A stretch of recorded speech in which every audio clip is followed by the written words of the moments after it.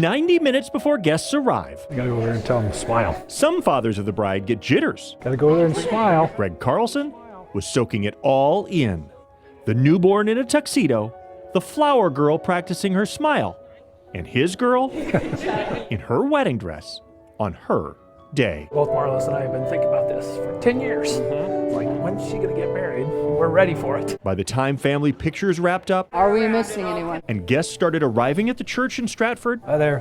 Thanks for coming. everyone knew this afternoon was going to be powerful. It's gonna be a full house. Because Tim and Stephanie were small town kids blessed with a lot of family and friends. If it starts getting really full, there's more chairs. And they all knew they were not here for a wedding. I don't get to give her away because I already did that on the 25th of July. They came for a celebration. I'm ready. 8 weeks after Tim and Stephanie got the news. We're going.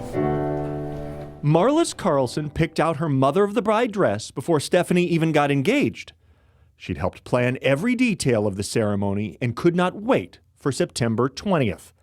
But when that countdown hit 8 weeks, her doctor delivered the blow. Doctor came in early for his rounds and,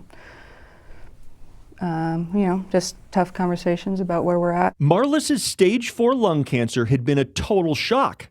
She'd never smoked and had fought hard for 2 years. But 8 more weeks was not going to happen. Her doctor said she only had a few days. I think it's every mother's dream and every daughter's dream to, get married and see their daughter get married. Tears were still flowing in the Ames ICU room when Steph grabbed her phone. We sat next to each other on the side of the bed, and she texted me and said, "Do you want to get married today?" We had all these elaborate plans. But here they were, surrounded by monitors and nurses who didn't bat an eye. And that's when it all started. At 10 a.m. that Thursday, Steph asked her mom's nurse if they'd ever performed a wedding. We were going to do it. We were going to figure it out. We kind of heard the buzz. Word spread. What are you doing? What do you need? I was like, we need a cake. So I reached out to the local bakery here in town to see if they had any cakes made. They did. We need someone to take pictures. Upstairs, in labor and delivery, Kat called me at like 11 and was like, "Hey, any chance you could take pictures this evening?" And I was like, "Yep, I'm there." Within, I would say, less than half an hour, we had it all worked out. Tim checked on his suit. She called them and asked, "Is my suit in?" And they go, "Yeah, it came in yesterday." Steph's best friend, who was ready to give birth, stopped by Walmart to find a ring. Can you imagine that? An 8-month pregnant woman at the Walmart ring counter. $40 solved that. And back at the hospital, I found flowers in the gift shop. Mary Greeley's nurses turned empty ICU bays into bridal dressing rooms, where they painted Marlis's nails It just brightens their day. We put her in her dress. and then stepped back. They made the room feel like it was not a hospital room, and it was just my mom and I, and I got to help do her makeup and her hair, and her spraying me with perfume, and then helping me get into my dress. Moments captured by the nurse who wasn't even supposed to be there, but didn't leave.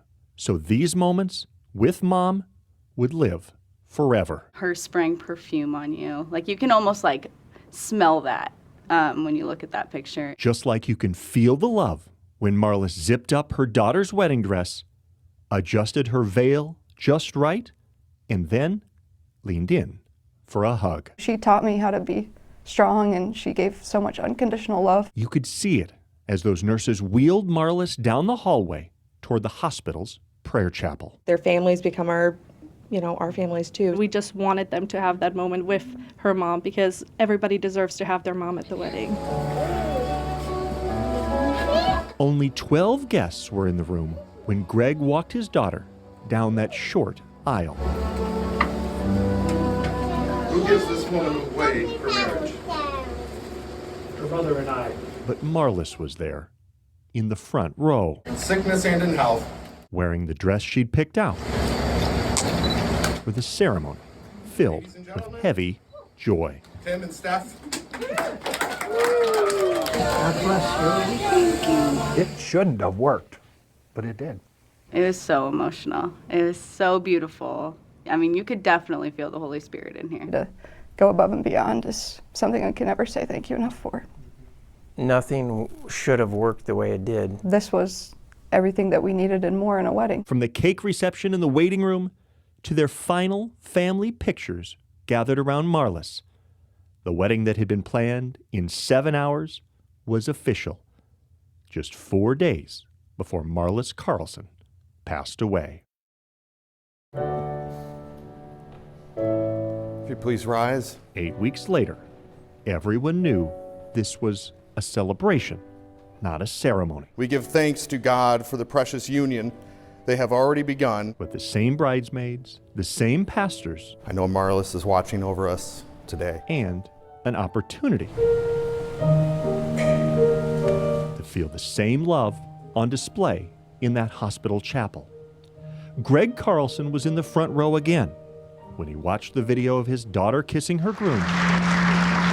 This is what Steph's mom wanted. Which is why, seconds after their second kiss, Greg followed them down the aisle, holding his wife. It was a beautiful wedding. It was. No one would have chosen a wedding story with this ending. A tough day, no doubt, but we know Mom's with us and just so thankful. Thankful for compassionate caregivers who pulled off a wedding in 7 hours so Marlis could be there. And Thanks for coming. thankful for the friends and family who made sure their marriage starts with the same strength and love Marlis showed in sickness and in health. I absolutely felt her presence with me, and she gave me the strength to walk down the aisle and be here along with Tim.